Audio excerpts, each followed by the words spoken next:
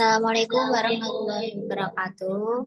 Kami dari kelompok satu ingin menyampaikan hasil review perancangan sistem pengukuran kinerja organisasi pada PT XYZ dengan metode balance scorecard. Lanjut, next. Dengan beranggotakan saya sendiri, Rizka Nur Latifah, dengan nomor NIM 210414049. Dan yang di sebelah kiri saya ada Windia Sylvia dengan nomor NIM 210414055. Dan di sebelah kanan saya ada Monica Fariza Zain dengan nomor NIM 210414045. Next.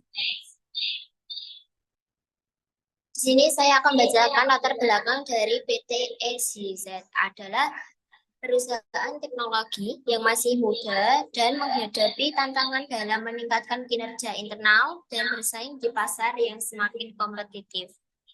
Untuk mengatasi masalah tersebut, PT XYZ menerapkan metode balance scorecard atau bisa disebut juga dengan BSC guna untuk mengukur kinerja perusahaan dari berbagai perspektif.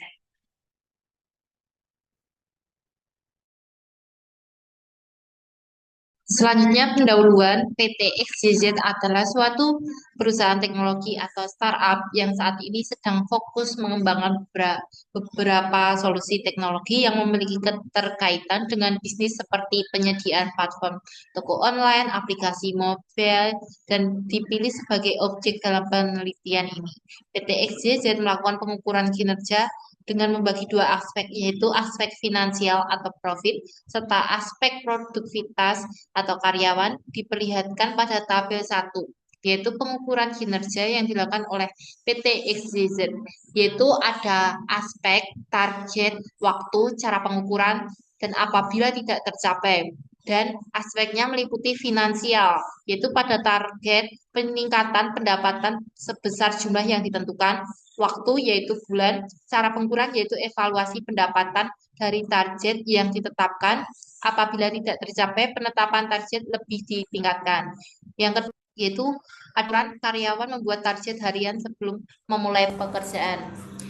Apabila tidak tercapai, maka target harian yang dituliskan belum tercapai, maka harus diselesaikan saat itu juga. Produktivitas ada yang kedua ada seluruh karyawan mendapatkan kartu hijau, yaitu waktunya bulan, evaluasi dengan manajer untuk penambahan pembahasan. Apabila tidak tercapai, diberikan punishment, dan jika sudah 3 kali berturut-turut, maka karyawan terpaksa dikeluarkan. Selanjutnya ada tabel kedua, yaitu rancangan pengukuran kinerja pada PT XYZ, yaitu ada perspektif, sasaran strategi, GSF, KPI. Perspektifnya ada keuangan, pelanggan, internal proses, dan pertumbuhan. Yaitu pada keuangan membahas memperluas peluang pendapatan, pertumbuhan pendapatan, ada probabilitas biaya operasi. Yang pelanggan ada meningkatkan hubungan baik dengan pelanggan, memerlukan pangsa pasar, yaitu supaya kepuasan pelanggan, pelayanan purna jual, dan riset pasar. Yang kedua ada internal proses bisnis, yaitu meningkatkan riset inovasi produk dan jasa, yaitu meliputi proses pengembangan produk dan jasa baru, dan meliputi jumlah riset yang dihasilkan, jumlah inovasi produk dan jasa baru, pertumbuhan penjualan produk dan jasa baru.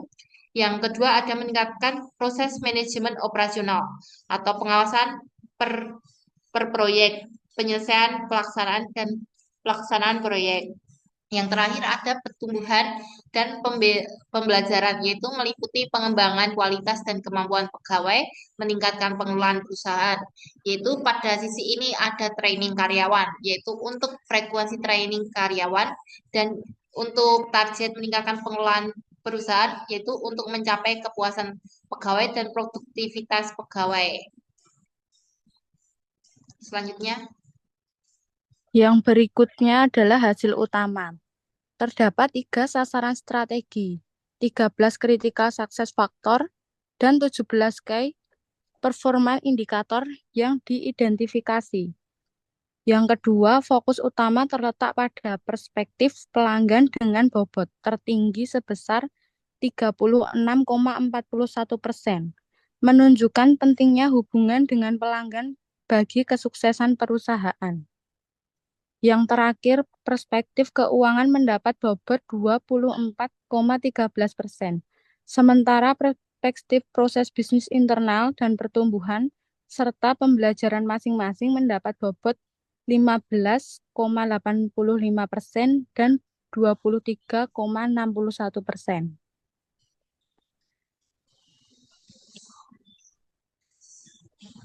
Berikut adalah kesimpulannya.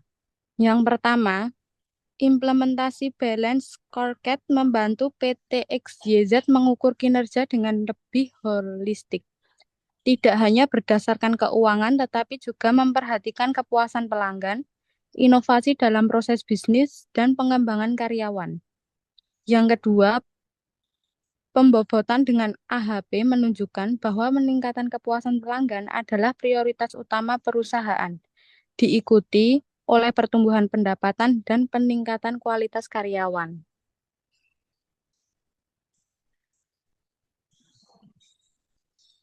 Sekian presentasi yang saya dan rekan-rekan saya sampaikan. Bila ada salah kata, mohon maaf. Billahi taufik walhidayah. Wassalamualaikum warahmatullahi wabarakatuh.